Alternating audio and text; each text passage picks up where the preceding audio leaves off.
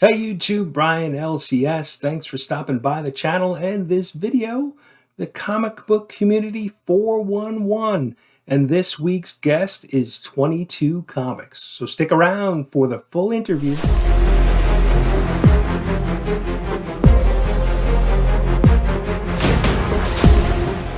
Hey YouTube, welcome to the Comic Book Community 411. And tonight my special guest is 22 Comics. So thanks for being on the show. Absolutely, man. Thank you for having me. I appreciate this.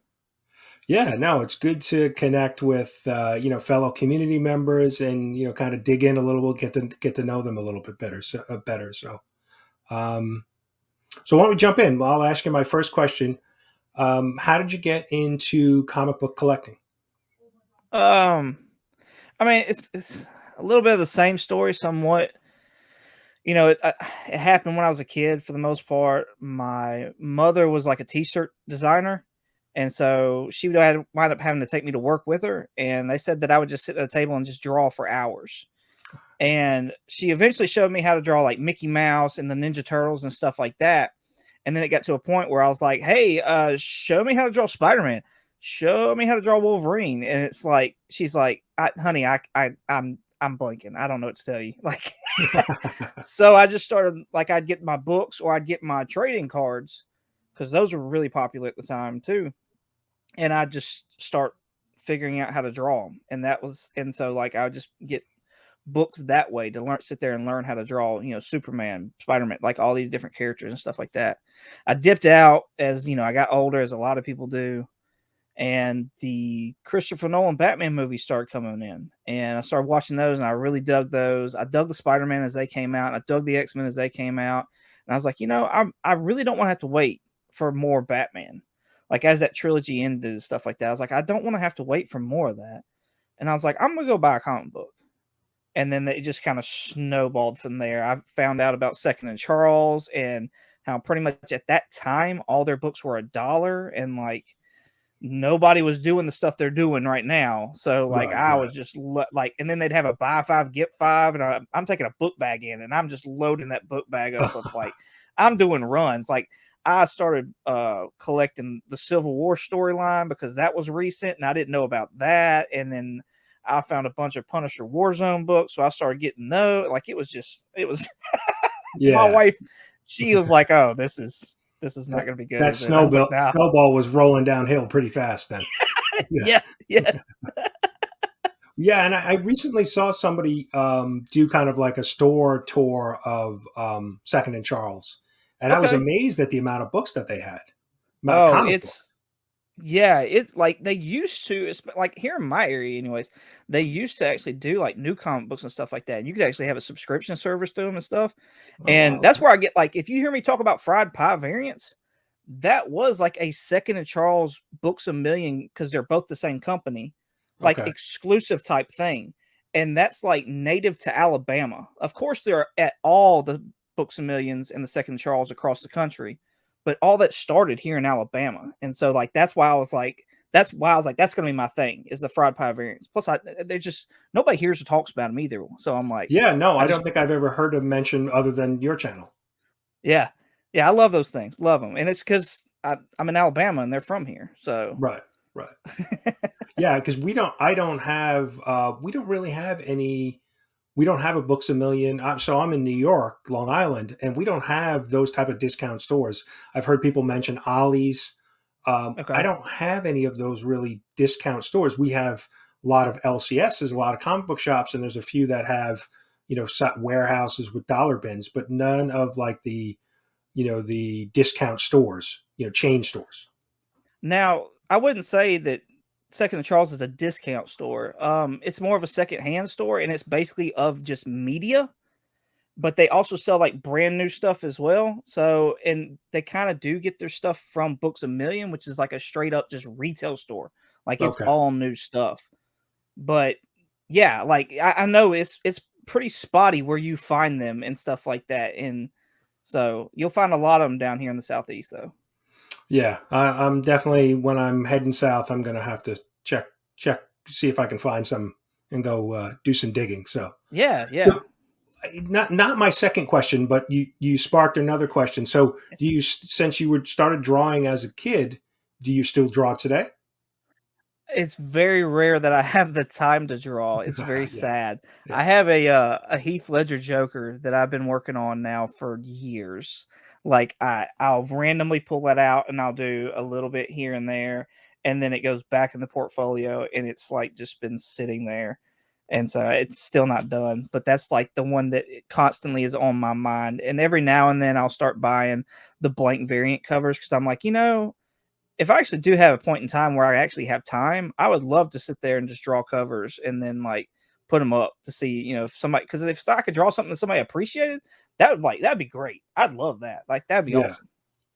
Yeah, and the blank covers is something new to me because I was similar. I collected, when I was a teenager, and then as I got older, college, that time frame, early 20s, got out of it, and then got back in just the last couple of years, and blank covers wasn't a thing back when I originally collected. So that was Yeah. new. I'm like, I had to kind of figure out what they were and why they were, and then quickly realized, well, yeah, you could, whether it's an artist or an amateur drawing. I mean, you can really, there's some really nice work that you can do on them.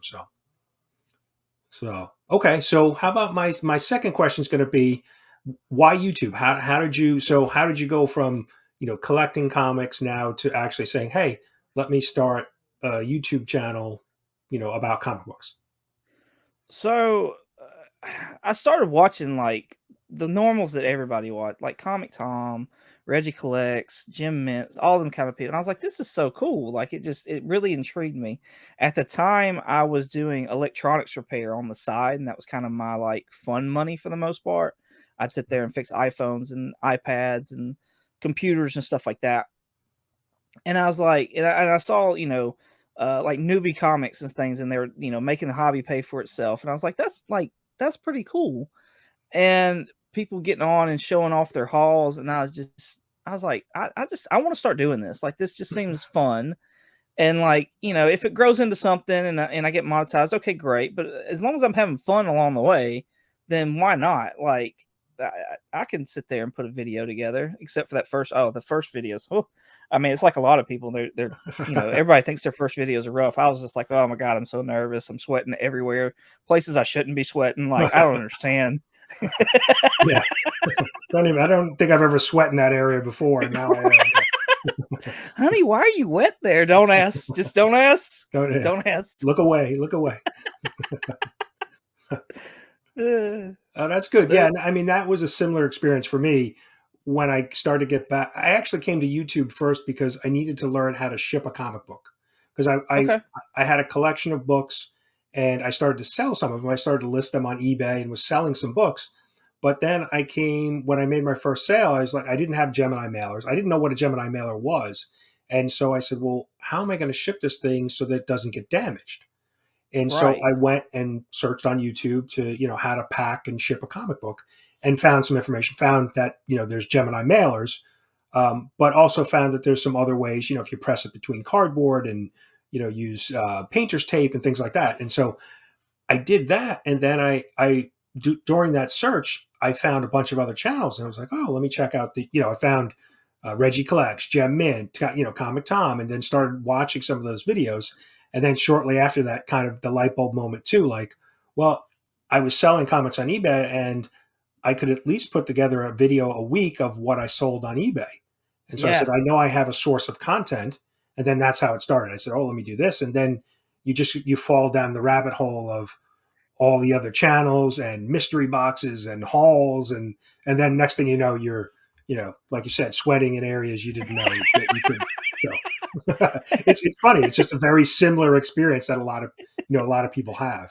right, right. By the way, I love your what sold on eBay during the week. Like, I think that is the coolest thing to sit there and watch, just to see, what you had at one point in time, and then what you sold it for. Like that, I don't know. It's just cool. It's unique as well. Like, it's just I really wish I would have thought of it earlier because when I started doing that and when I started my YouTube channel, I had already I had so many video opportunities that but I didn't have a channel yet because I had purchased a few collections.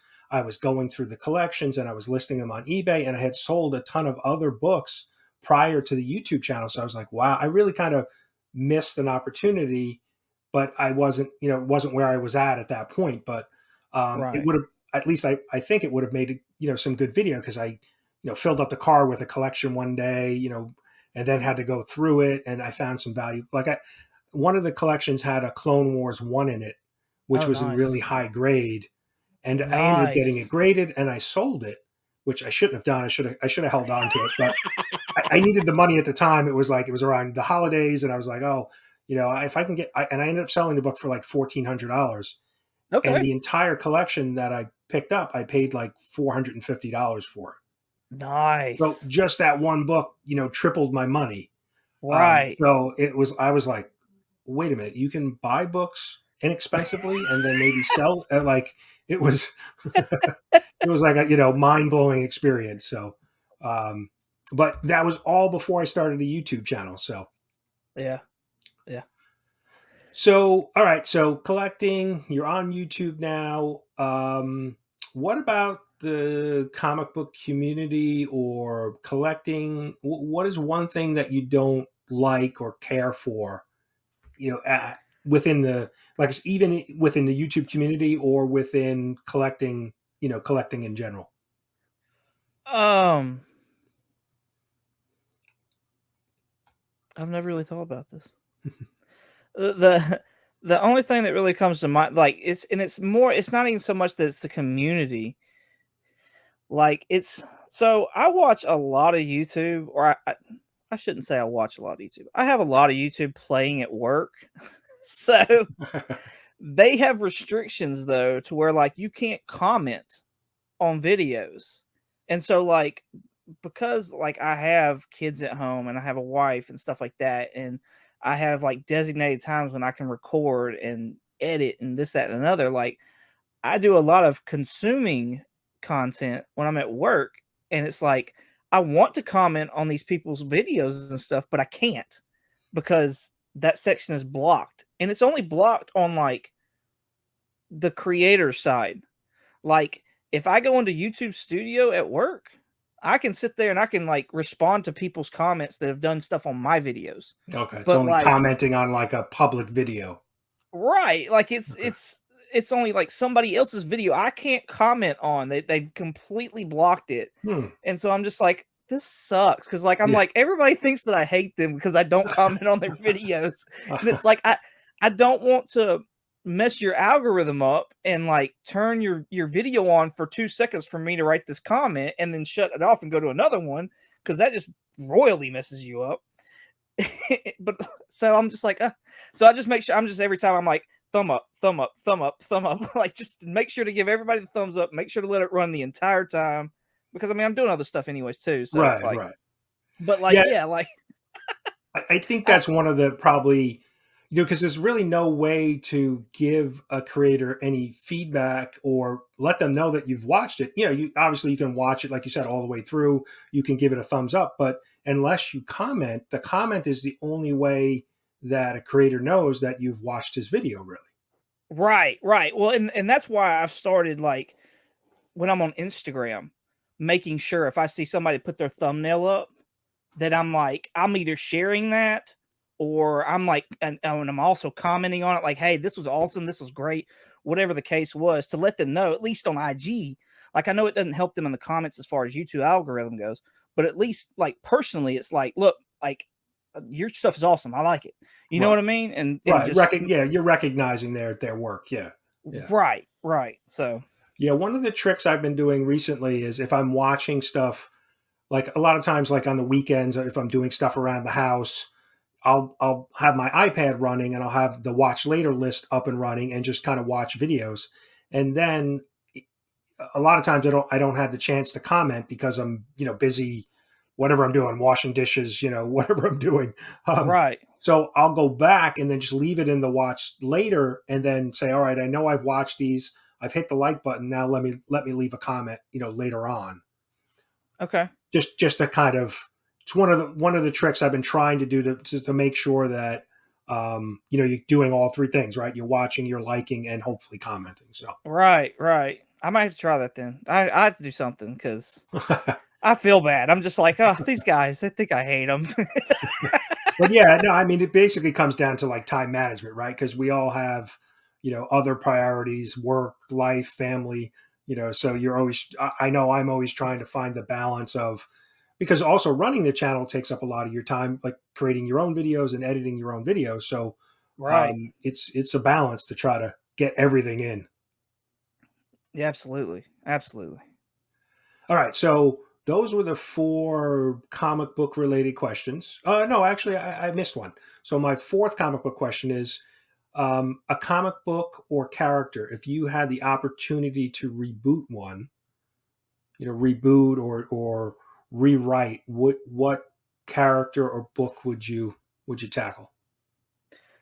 Uh, I'm gonna say that because I've always had a story in mind to write for this character. I'm gonna say Swamp Thing, and Okay. I've always had a story that um Swamp Thing was the Parliament of Trees was making their way back, and they needed Poison Ivy because she was the Mayday, and which is like it's I can't remember exactly now what exactly it is, but it has something to do with Mother Nature and stuff like that. And at that point in time, she would grow immensely powerful, and it would help the Parliament of Trees basically take over at that point in time. Well, Swamp Thing had to get Poison Ivy to the Parliament of Trees, and Batman caught on, and so it wound up being this like across the world kind of story. Okay. Uh, Throughout the story, you would see Swamp Thing and Poison Ivy kind of like somewhat fall in love with each other because she loves plants anyways the way they are, Right. Right. and he always thinks that he's a monster, but so yeah, it was just and then by the end, basically Swamp Thing would have to turn on her to basically save the world. So that's always a story that I've had in my head that like I've always wanted to like get out and like Hmm. actually create. That's interesting. Yeah, I haven't read a lot of Swamp Thing, but I've heard recently some of the Swamp Thing storyline has been amazing. Oh my gosh, the new Swamp Thing is like if you ever like I know you go to the warehouses and stuff like that, if and you find like new good stuff in there. If you ever find the new like whatever this is, a Swamp Thing, like that's what I've been collecting. It's so good. It's not Alec Holland, it's a new guy, and like it is well written, it is so well drawn. It is I can't gush over it enough. It's Yeah, great. and It's I've heard great. that. I've heard that from a lot of different people is saying that it's really been a home run. It's really been really good. So It started out as a 10 issue series and they've actually moved it up to a 16 issue. Like at issue 10, they're like, oh, now it's 10 of 16. So okay, like people are liking it. So yeah. yeah, okay, that's a good recommendation. Like I said, and that's not the first time I've heard that. I've heard a number of people really kind of gush over it. So Yeah, it's good. all right, so that now I'm done with my comic book questions. So now I'm going to hit you with a random question. All right. What game or movie universe would you like to live in? Oh. Oh man. Game or movie universe. Um Ghostbusters. I mean, I'm not sure, but like Ghostbusters, I love Ghostbusters. I've loved Ghostbusters since I was a kid. Like that would be like I could go with Batman or something like that, but I wouldn't want to live in Gotham. Who wants to live there? Like Yeah, that's yeah, that's not, yeah, and I could go MCU, but like they're constantly getting invaded by people from outer space. Like I don't right. want that either. Insurance Mass would be destruction. Yeah, ridiculous, yeah, right? So yeah, I mean, Ghostbusters would be cool though to like actually see them on TV and stuff like that. And I love Afterlife. That was like movie of the year for me. I So haven't yeah, seen that I'm yet, and I want to see it. oh, I just haven't seen it. Yeah, I heard it was very good. so excited about that. Loved it.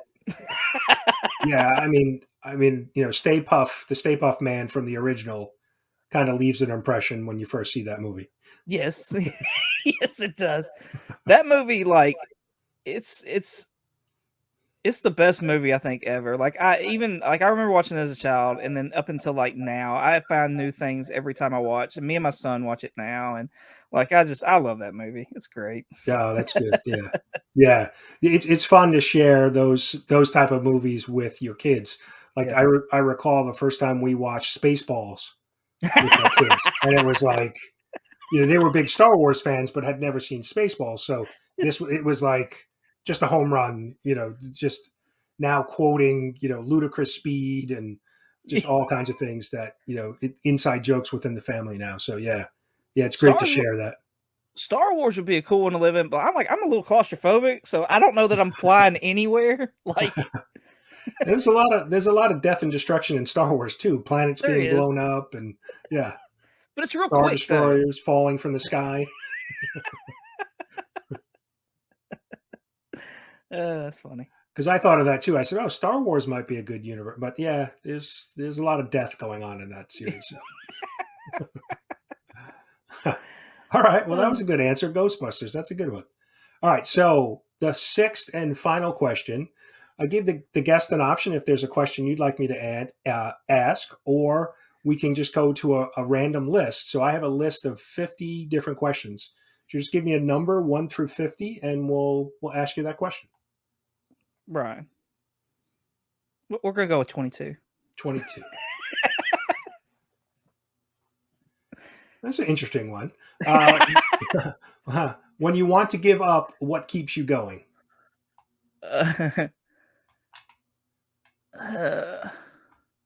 It depends on the situation. I've had a lot of people like tell me I can't do something. That's like the biggest motivator. If I hear somebody sit there and say, "Well, you can't do that," it's like, okay, hold my beer, watch me. Yeah, watch Like me. that's if it's just me that I keep continuously doing something, uh I think it's just my own pride really that like I have to like just tell them like, dude, you're smarter than this. Like just stop whatever it is you're doing. Sit back and actually think about this. You're being retarded right now, and you need you need to just sit and think. Like, so I think it's just my own pride that like makes me sit there and stop and be like, all right, you can figure this out. Like, so yeah, that may Okay. sound very conceited, but that's No, I understand. haters I in my think, pride. yeah, no, that makes sense. I think as a dad, right? There's that certain level of responsibility that we have. Like, we're gonna do it no matter what. No matter what somebody else tells us, right? Yeah. So yeah, no, I definitely can relate to that.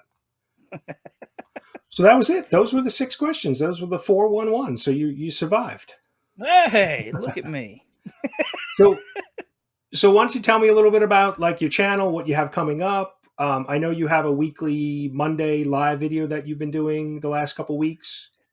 Yeah, I've got my weekly top 10 alternatives. I got tired, there's this whole FOMO thing that's going on in our community. And like, I don't think it's horrible or bad or nothing like that. I just think it swallows people whole. And in the end, I feel like it's going to make it to where it's not enjoyable to do this hobby.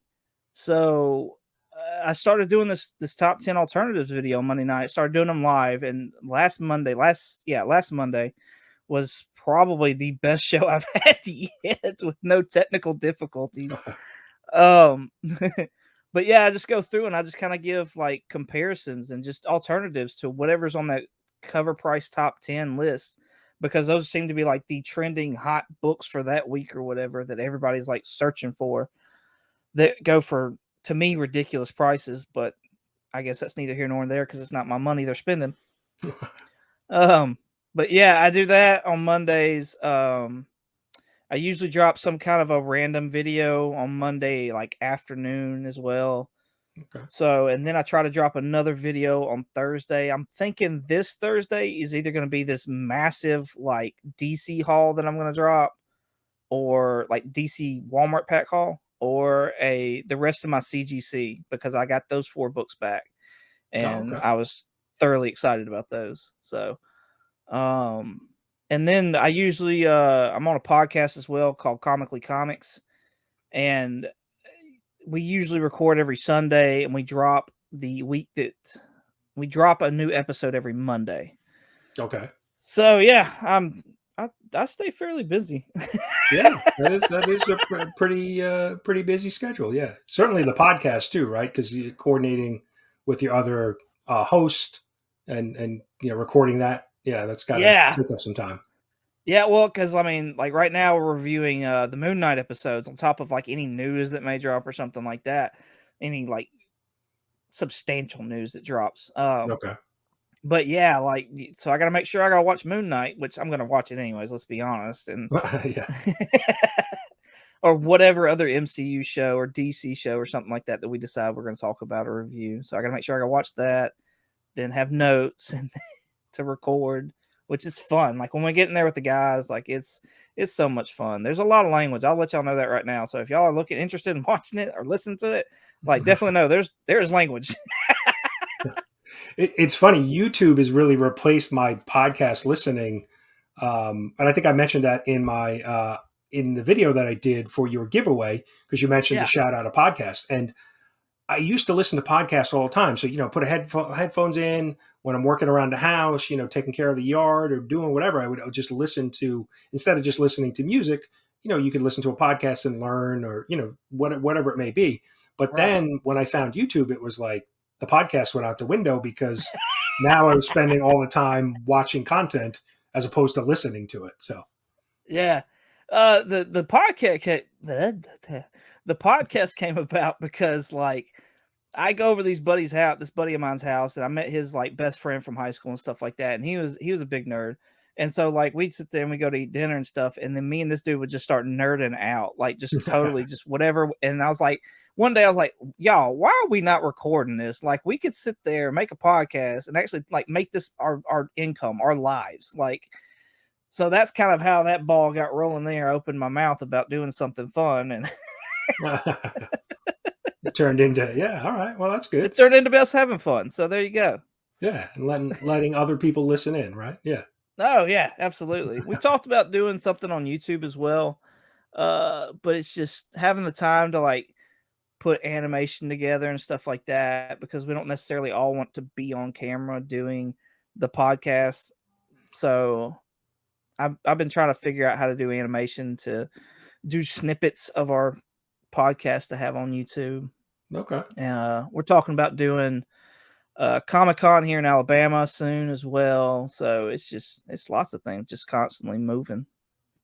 Yeah, I mean, there's definitely no shortage of topics, right? Between all of the streaming services and content from from a video perspective, and then all the news in the comics, and now that we're kind of back to, cons being in regular, back in regular scheduling, there's definitely a lot of things that topics that you can pick from. Right, right. And then, the actors that are playing these people and sometimes their stupidity too. So Yes, yeah, yeah. Yeah, we've seen that recently, right? right, right. We had a We good won't conversation mention the about Ezra Flash's Miller. name, but yeah. Too late. Yeah, yeah. That's funny. All right. Well, what I'm going to do is yeah, everybody, please go sub up 22 Comics. Link is down below. I'll have links for his Instagram and podcast as well, so you guys can go check them out wherever you like. But yeah, I appreciate you coming on. It's great to kind of chat with you for a little while, get to know you a little bit better. So I love your channel. But it's probably been only a few months that I discovered your channel, and then have been watching it, and the alternative show that you do for the Cover Price was really one of the first ones I had watched and really kind of hooked me, because I agree, you can go crazy chasing the hot book, this week and spending a crazy amount of money. So, having some other options is always a good thing. So, Well, there's so many good books out there too. Like I know this yesterday, I was putting out a bunch of Silver Age stuff, and I was like, man, I'm going to start looking for these books. Like these things yeah. are awesome. Yeah, no, I mean, it's certainly one of the things I've been thinking about is focusing more on the older books that are, reasonably priced compared to, because the modern books, you can get them relatively cheap, or, you buy them new, or they're printing a hell of a lot more copies of the modern books today than they were, Silver Age or Bronze Age books. So Right. Yeah, yeah, absolutely. definitely be opportunity to pick those books up, at a later date. So, Well, but thank you so. Oh, sorry. go ahead, no, go ahead. Thank you so much for having me, man. I greatly appreciate it. I love your channel. I love what you're doing. Like I said, just all the little segments you have and things like that. So thank you again. I appreciate you having me on here. Oh, I appreciate it. Thank you for that. Yeah, and thanks for being on. Like I said, it was good to get to know you a little bit better. So, everybody, please go check out all of the links down below, and we'll see you next episode. Y'all have a good one. Take care.